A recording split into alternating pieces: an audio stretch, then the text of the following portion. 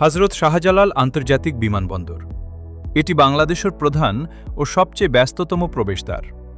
১৯৮০ সালে রাজধানী ঢাকার কুর্মিটোলায় যাত্রা শুরু করা এই বিমানবন্দরটি ১৭ বর্গ কিলোমিটার এলাকা জুড়ে বিস্তৃত। প্রতিদিন দেশি বিদেশি প্রায় ৩০টিরও বেশি এয়ারলাইন্সের ১.৫ শতাধিক ফ্লাইট এখানে ওঠানামা করে।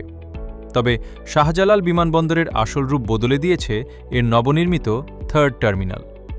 বিশ্বমানের স্থাপত্যশৈলী আর অত্যাধুনিক নিরাপত্তা ব্যবস্থা একে নিয়ে গেছে আন্তর্জাতিক কাতারে।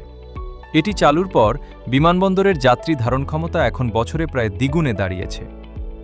প্রায় ২০০০ একর জায়গা জুড়ে বিস্তৃত এই রানওয়ে কেবল বিমানের ওঠানামা দেখে না, দেখে আমাদের অর্থনীতির চাকা সচল রাখা রেমিটেন্স যোদ্ধাদের ক্লান্তিহীন ছুটে চলা।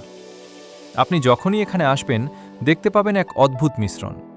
কেউ প্রিয়জনকে বিদায় জানিয়ে চোখে জল নিয়ে যাচ্ছেন প্রবাসে, আবার কেউ বছরের পর বছর পর দেশে ফিরে প্রিয় মানুষকে জড়িয়ে ধরছেন পরম শান্তিতে।